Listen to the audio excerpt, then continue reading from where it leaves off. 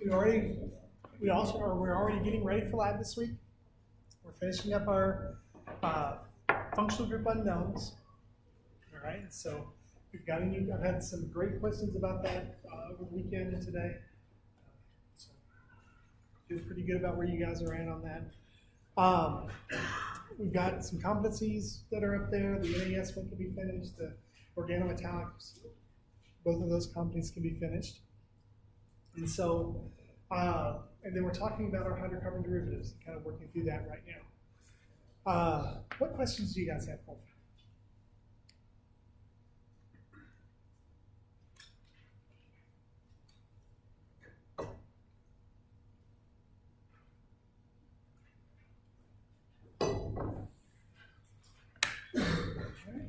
Seeing none, note that our next test is next Thursday.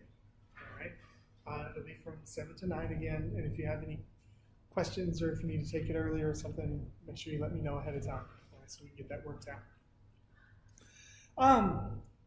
So we've been talking about the hydrocarbon derivative groups, and so we went through and looked at some of the alcohols again, primarily just to review, right, and just to make sure we all remember the stuff from last semester. And then we went and looked at ethers, right, and talked about the different ether chemistry. And one of the new things we talked about was silyl ethers. If you remember, silyl ethers are ethers that are made with silicon instead of carbon. And silicon just being directly below carbon is tetravalent and can form molecules very similar to organic molecules. All right, and we looked at a bunch of different things with that. And we said we cared about them because we could use them as protecting groups.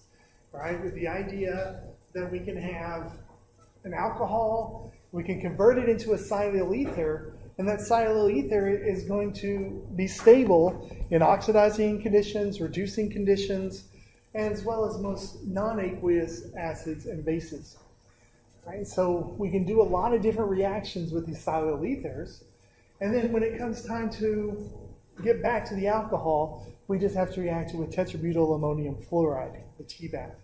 So the whole idea of a protection group is we want something that can be added on easily with very high yield, then something that is going to be stable in a lot of conditions, but then it's something also that can be removed in a very high yielding fashion.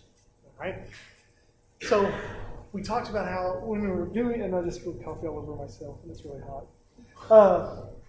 When we're doing these reactions that as you're doing synthesis, you're going to get to the point where you're just protecting something as soon as you make it, right?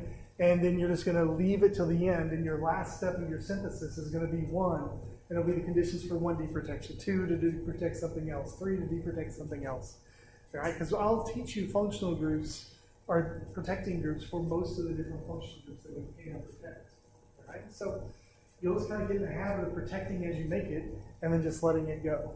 All right. The common silyl protecting groups we showed, the most common, of course, being TBDMSCl. All right.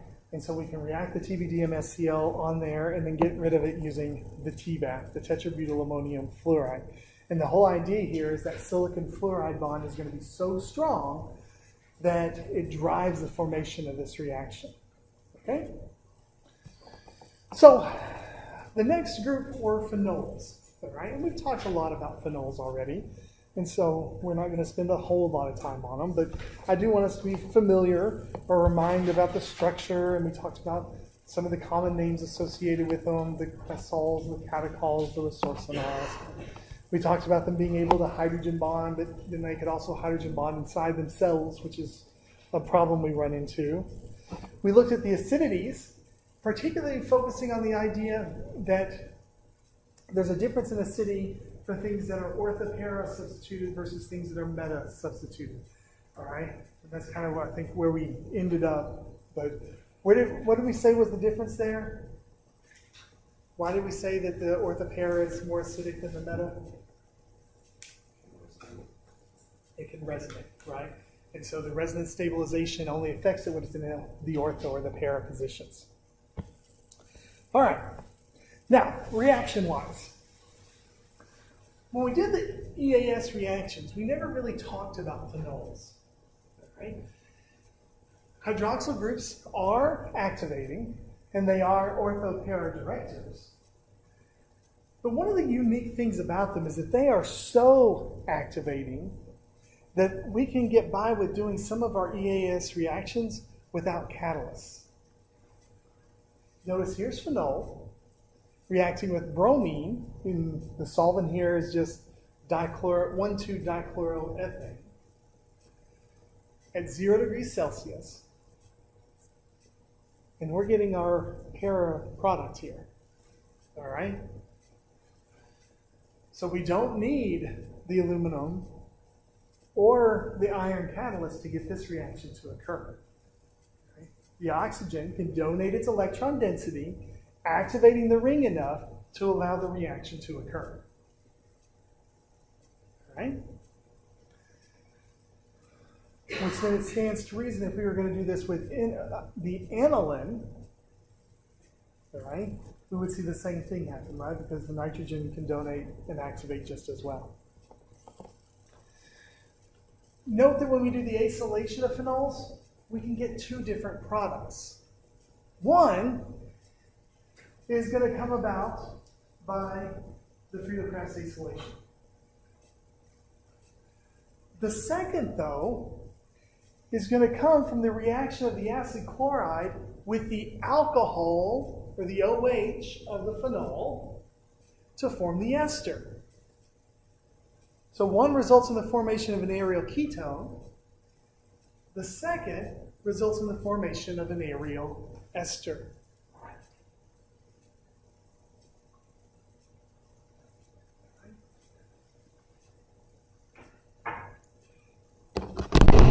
It all comes down to whether we're doing an EAS reaction or we're doing a substitution reaction. In the EAS reaction,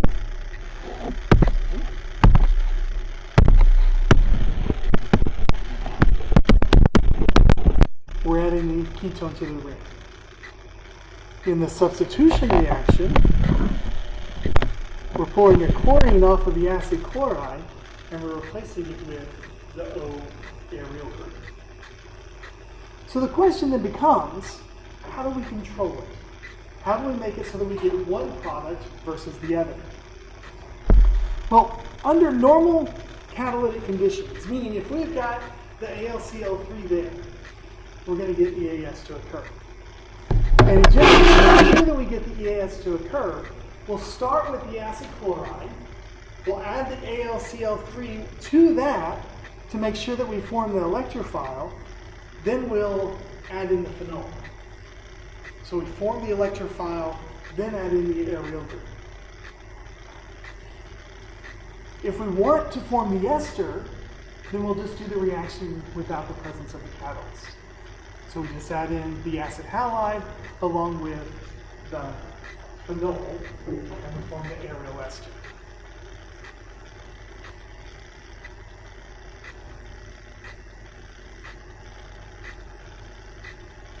Okay.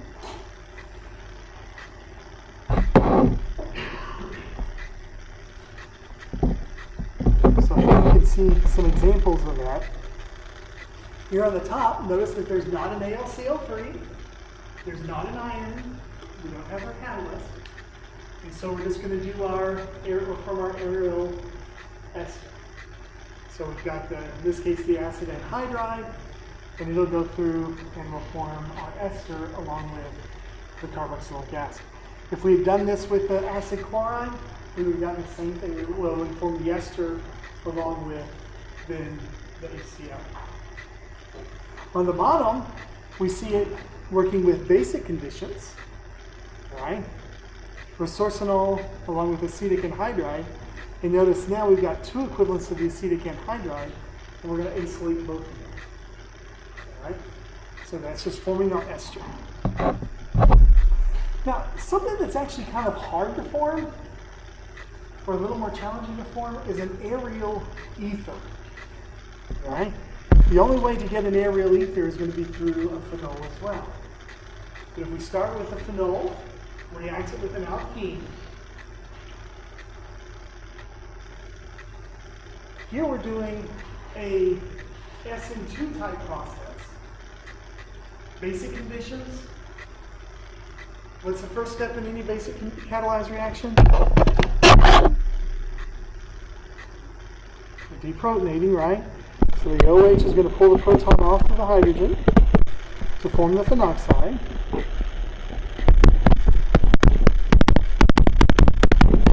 And then that's just going to do an SN2 attack.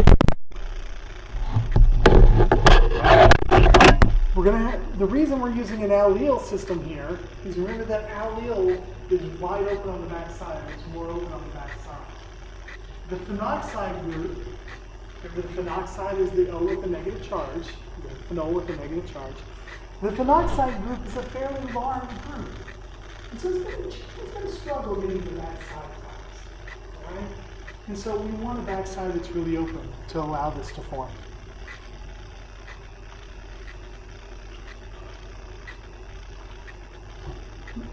Also remember, something I showed you guys last week, when we're going to do an ether hydrolysis, if we have an aerially, yes, Dakota.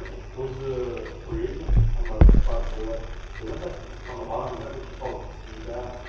It's not. This is tetrabutyl ammonium bromide. Why is tetrabutyl ammonium bromide? The top of the very question.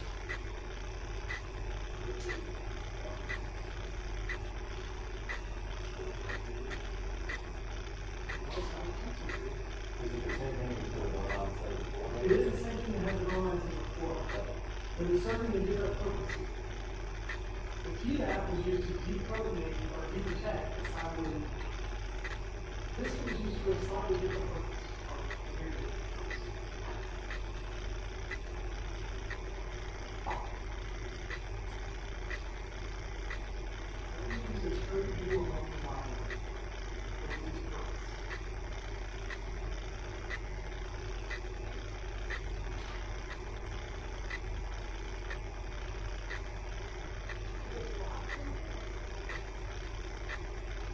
Way, but not really.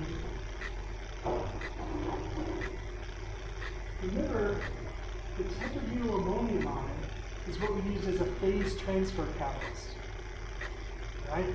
This is one of the situations where the phenoxide is not going to be soluble in the methylene chloride. You see we've got a two-solvent system here. We've got methylene chloride, and then sitting on top of methylene chloride is going to be the base. So you're going to have the phenol dissolved in water with the NaOH and creating the phenoxide ion. Right? But that phenoxide ion is going to be in the beaker. So we're going to have our beaker here. And in the bottom of the beaker, that's our CH2Cl2. In the top of the beaker,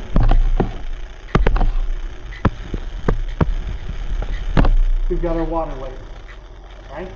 So initially, in that water layer, we're going to have our phenol and our NaOH, and that's going to create the phenoxide. Right? So in the water layer, we've got the phenoxide.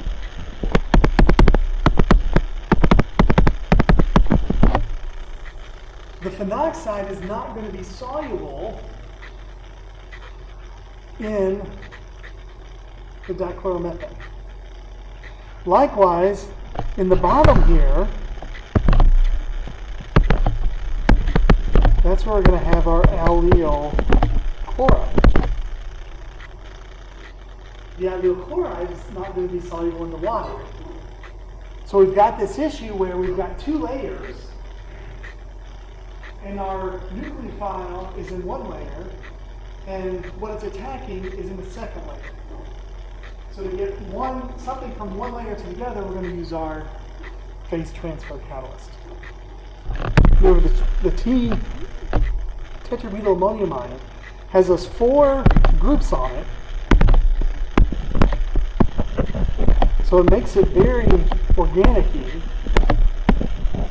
So it's soluble in the organic phase. Plus, it's also got the positive charge on it, which makes it soluble in water.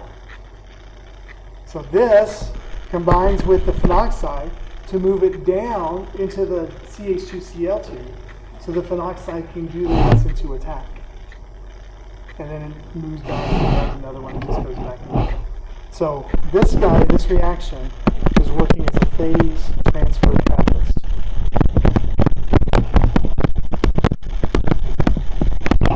Great question, Dakota. Great question.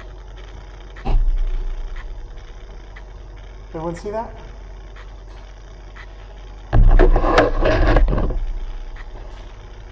All right. So the next thing comes with our ether hydrolysis. Remember we talked about opening up ethers with a strong acid like HI? The mechanism of this was what?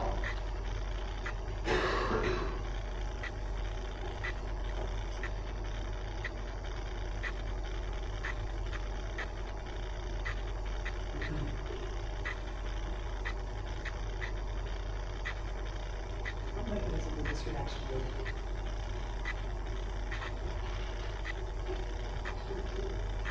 SN2 or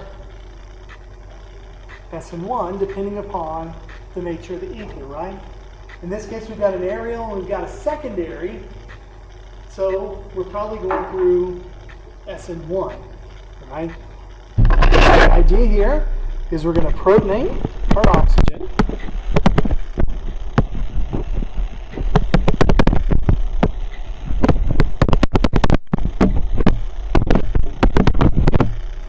Then we're going to form our carbocation.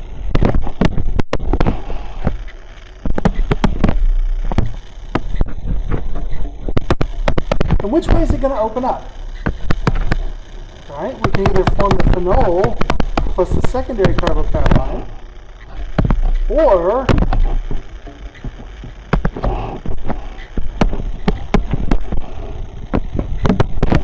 we can form a real carbocation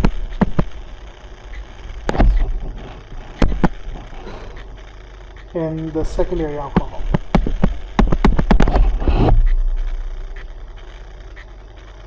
And then the iodide can come in and fill either one. So we can form the alkyl iodide or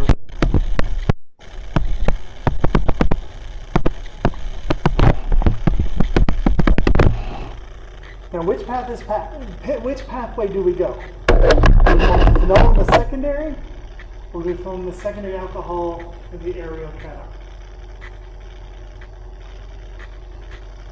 We're going to go to the right? Because we're always going to form the most stable carbocation. And the aerial carbocations are going to be ridiculously unstable. So even if you use an excess of the HI, if you remember, when we were doing these reactions, and I'm just going to skip over here because there's some white space.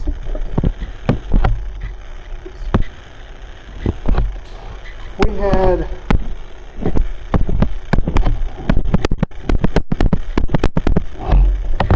if we did this with HI, with one equivalent of HI, what would the product be?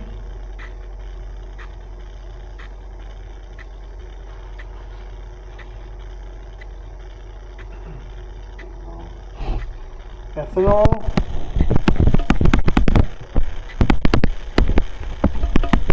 butyl iodide. Okay? Because we'd have two options. We could go through an SN1 and form the tertiary carbocation, or we could go through an SN2 and do the backside attack on the carbon of the intermediate. Because no matter what, the first step, we're going to protonate.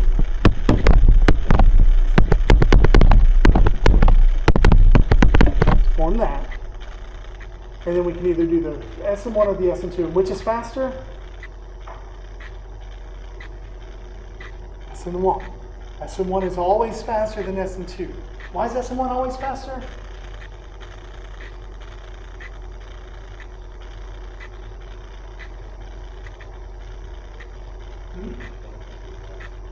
Which is breaking apart, right?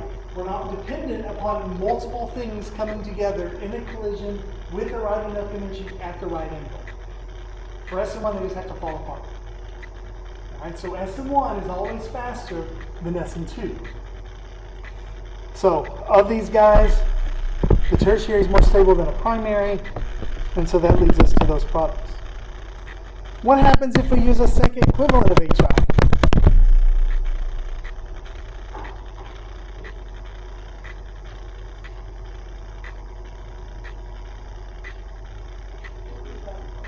We convert both, right? We make that into the iodide as well.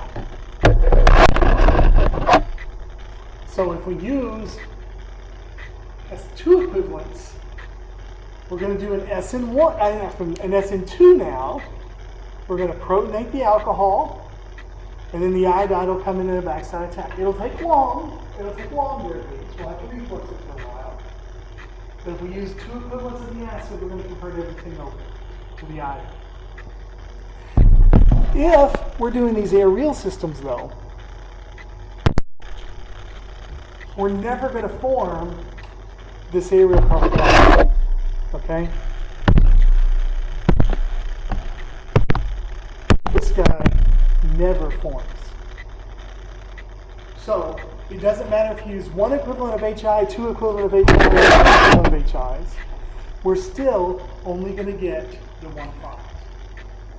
Okay? Does that make sense?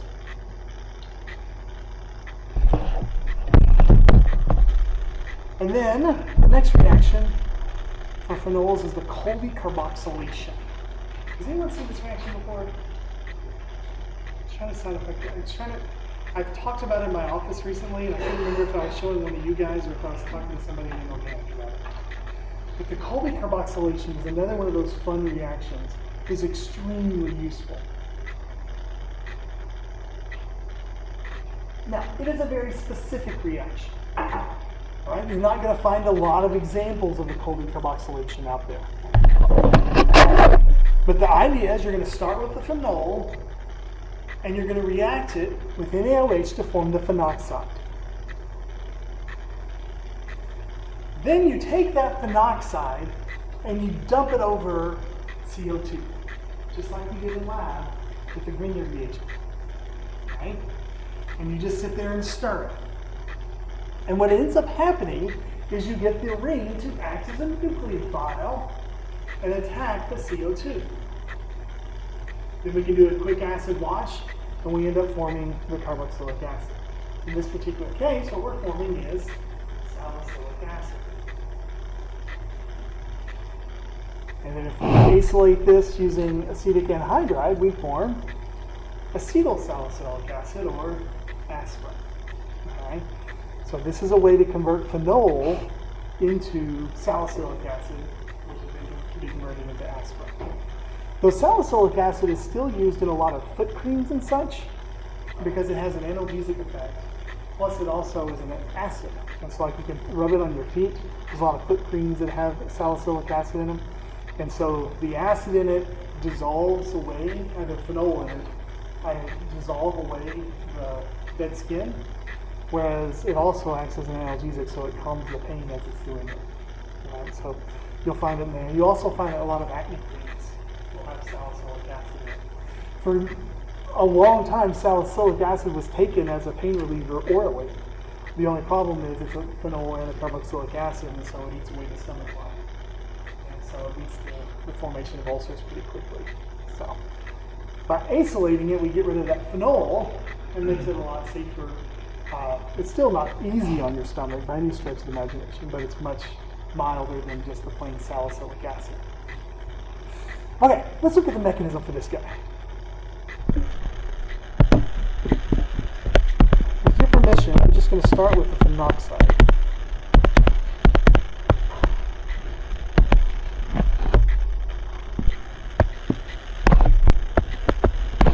I feel like we know the mechanism to pull off a proton at this point. What happens here in the first step of the Kolbe carboxylation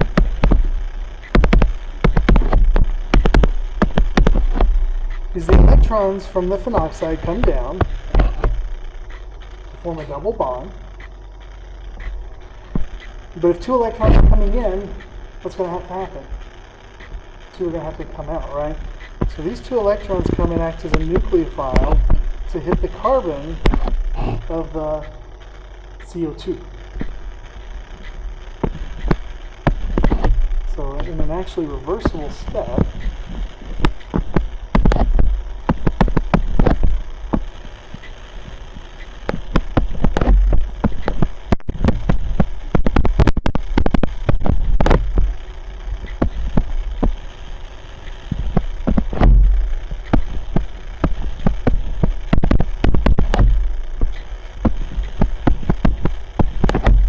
we form that.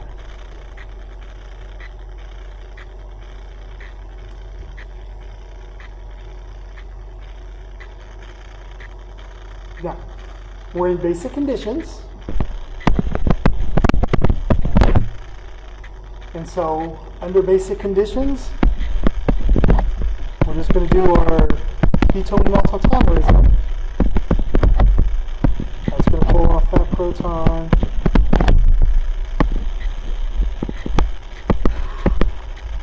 The driving force here is we're trying to restore our aromaticity.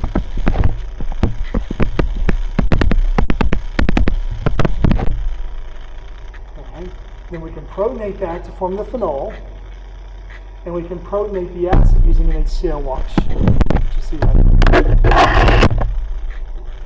So that's the mechanism of the cold decarboxylation. It adds our carboxylic acid alpha to a phenol. Cold decarboxylation adds a carboxylic acid alpha to a phenol.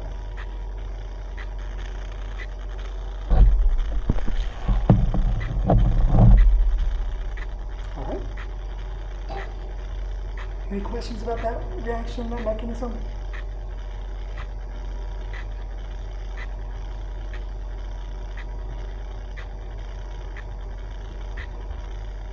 Alright. And then let's look at two other reactions of phenols, the oxidation and reduction. In general, there are a few reactions or a few ways to oxidize a phenol. If you have a diphenol or a benzene diol or something, something like catechol, they can be oxidized using Jones reagent to form the quinones.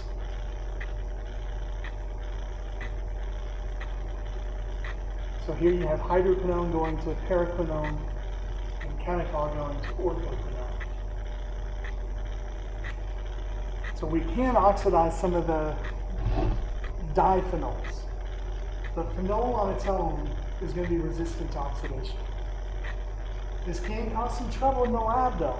Right? If you have an unknown, for example, if your unknown is catechol, and you go to run a Jones test, you can get a positive Jones test here. Right? When you would get a positive Jones test. So this would be one of those quote unquote false positives. Because phenols usually give a negative Jones test, but if it's a diphenol, you can get a positive Jones test.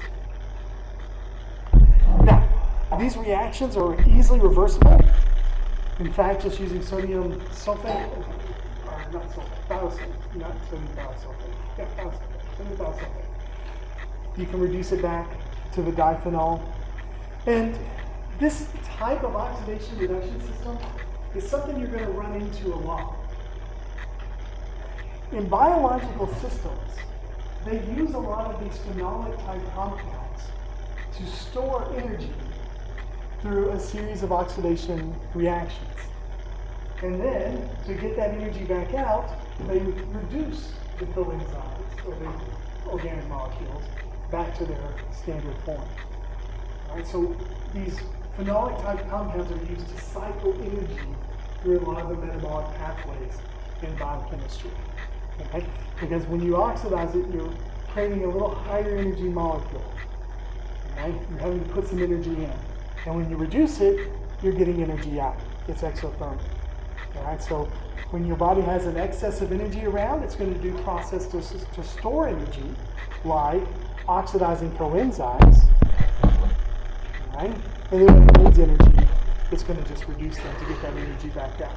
So you're going to run into these oxidation and reduction reactions of the phenolic factors pretty regularly in biological systems. Okay, one last hydrocarbon derivative that I want to talk about are the halocarbons. And again, we've talked about the halocarbons already, right? I just want to remind ourselves, review some stuff, make sure we're all on the same page, right? So that we're ready for the rest of the semester, okay? We know that a haloalkane is just any alkene group with a halogen on it, and the halogens are the fluorine, chlorine, bromine, and iodine. A haloalkene or an alkenyl halide or a vanillic halide is when we have the halide directly attached to the double bond. And then the haloarene or the aryl halide is when it's attached to an aryl system. And there are many examples of all of these throughout the chemical world. You can't say that there are a lot of them in nature, though. It turns out that in biological systems like the human body, there's only one haloalkane present. All right? The only haloalkane out there for a biological system is thyroxine. I got a structure here, don't I? I thought I had a structure for thyroxine for you, but I guess I don't. Thyroxine is the hormone, or is one of the hormones produced by the thyroid gland.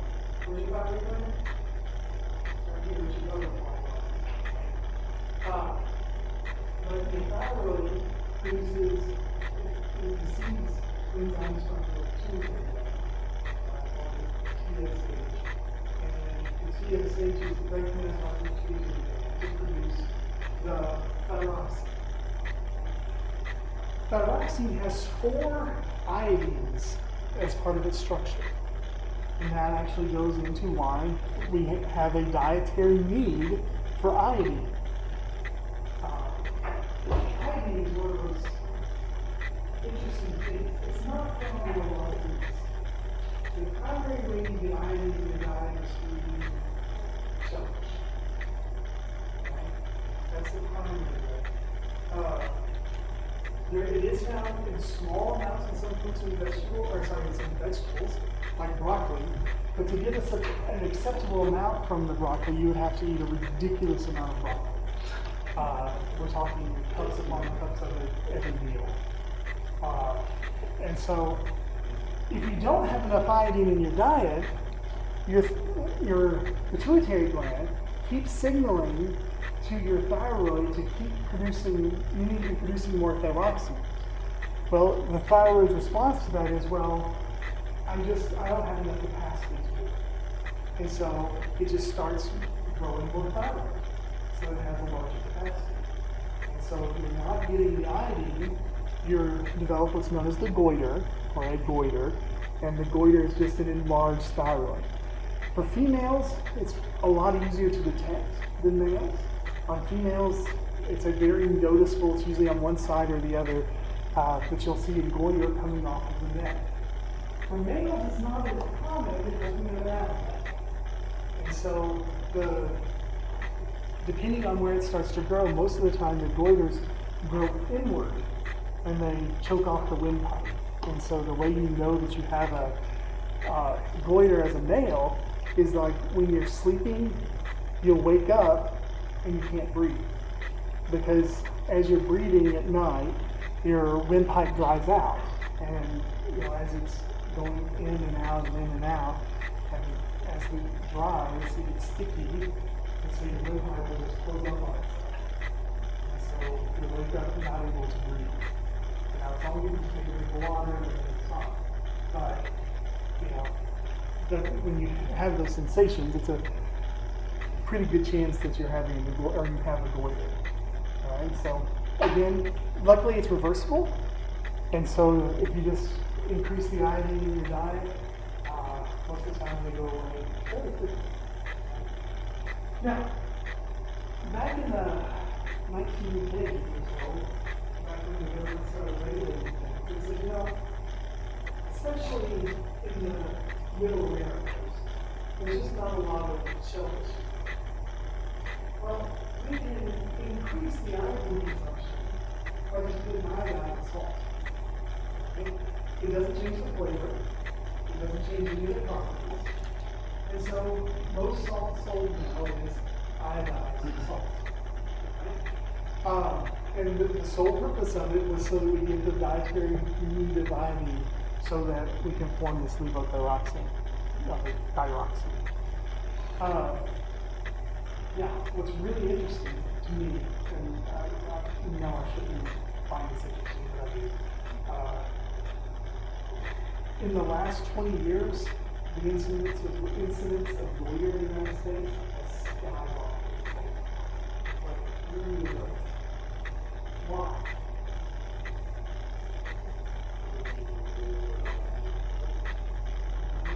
Why is it skyrocketing now? Everybody wants natural salt. Everybody wants Himalayan sea salt. Everybody wants, to use kosher, non-iodized salt. And so now we're back to the point where people are getting enough iodine in their diet. And so it's interesting because back in the early 1900s and such, the people that were getting the goiters were the farmers, the hard workers, the working class, the poor people, because they couldn't afford shellfish and things like that. Now, it's flipped. The people that are getting goiter, the highest incidence rate is in the state of Connecticut. Right? Because most people, their diet, even if they're not, those salts aren't bad for you, but you still have to get the iodine from somewhere. Right? So if you're not getting that iodine from those foods, then you start to see incidence of water skyrocket. And so one of the things that has been going around lately is trying to figure out how to get people to eat iodine again. And I guess people are scared of it, but there's a reason it's there. And so, especially with kids, it's extremely important that you not use non-iodized salt with kids in their development phases. Usually the worst thing you can do for a kid is, there are two things that, as future parents, right, there are two horrible things that if you want to ruin your kid's future, do these two things. Okay? One, have them drink bottled water. Bottled water is terrible for kids. Awful for kids. Because it doesn't have fluoride. And the fluoride protects teeth. Right? There's a reason it's there. So, have your kids drink bottled water all the time, the teeth are going to fall out. Alright? You're going to spend thousands upon thousands of dollars on teeth. Reality, it's happening. Alright? Look at where dentists are setting up shop now. There are 4 counties in Arkansas that don't even have a dentist. Every dentist in the world is setting up shop in the rich neighborhoods because that's where all the kids are having problems. Okay? So, one, don't give your kids bottled water. Right? Once they get their adult teeth and all that, let's say at 14 to 16, okay, that's fine. But in the development stages, make sure they're drinking tap water. 2, the worst thing you can do is not give them iodized salt. Alright? You want to use your kosher salt and such, that's fine, but make sure they get at least 1 meal a day that has iodized salt. Either that or give them shellfish at least once a day. I think kids raised on well water. It's a problem for all of us.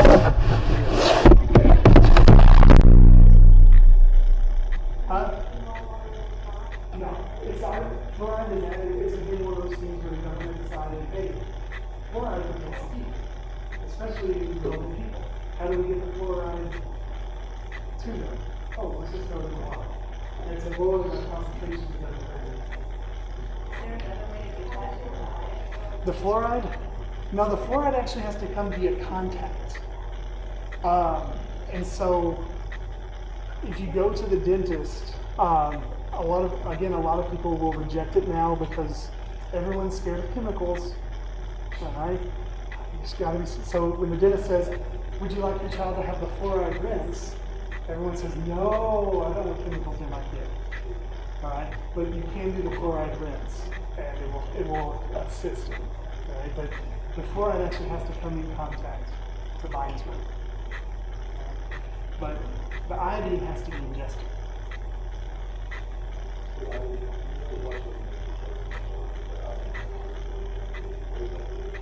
The iodine tablets? Yeah. That's actually kills the bacteria. It's a purification. Because iodine is a strong oxidizer and will kill a lot of things. It oxidizes, it donates electrons and creates free radicals, which destroy cells. Alright, so we know how to name haloalkanes, right? Remember that alkanes basically have no priority, or they're less than 0 priority. And we can use the prefixes fluoro, chloro, bromo. We've been through some common names of alkenes, right? We know that all of these have common names, and we're good with those, the vinyl chlorides, the allyl chlorides, the benzyl chlorides, right? We're feeling pretty good about all that stuff. We remember this guy, this trichlor mentioned, remember I mentioned is part of the dry cleaners, if that's all that was dry cleaning. I saw that on the news not 3 weeks ago. There was an article about trichlor and removing trichlor. So that is one that pops up every now and then still. We've talked about the physical properties of the haloalkanes. Remember they're polar, and as such they're going to have higher boiling points than alkanes of similar size. We looked at the potential energy maps to see what they look like. Let's see, what else did I want to mention? We talked about the sizes, and one of the things I'm going to emphasize again, a bromine is the size of a methyl group. All right? You need to think about that in your head. 1 carbon and 3 hydrogens. All right? When you're at help session tonight, grab this atom section and put a methyl group together. All right? That's the size of a bromine. Bromines are not small molecules or small atoms. Right? They're big things. And so they're going to do a lot of blocking, right? They're going to cause a lot of problems with attacks, those sorts of things. And then as far as reactivity goes with the haloalkanes, we know that we can form them, right? How can you form a haloalkane from an alcohol? Again, reviewing from what we talked about last Wednesday, from what we talked about last week. We have a primary alcohol, I don't know chloride. So CO2. Bromide, UBI. So we know how to make them from alcohols. We know how to make them from an alkene. Right? So you take an alkene and do HX addition across the alkene. What if we need non-marked addition of the HX? We can use peroxides. If we're going to use the peroxides, we want to make sure we're doing it with an alkyne versus an alkene, because the alkenes don't have quite a strong yield. If we have an alkene and we want non-marked addition, what's the way we'll go about it?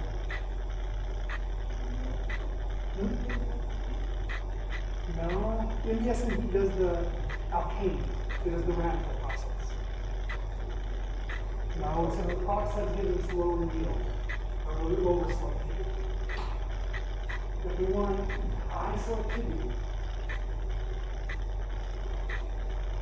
got a non-marked alcohol, and we want high selectivity for the we've got an alcohol, we've got an alkene, and we want a high selectivity of the non-marked halide. We're going to do hydroboration oxidation, turn it into the alcohol, and then convert it into an halide. We're going to get a higher yield by doing those two reactions versus doing the alkene with peroxides. Alkyne with peroxides is great, but with the alkene, we want to do the 2 steps to get there, to get the best yield. All right? So that's all I've got on the hydrocarbons that I wanted to talk about. Right? So you should be able to finish that assignment. When we come back on Wednesday, we're going to pick up, we're going to start a discussion of aldehydes and ketones. Right, so read ahead on those sections. It's alcoholism.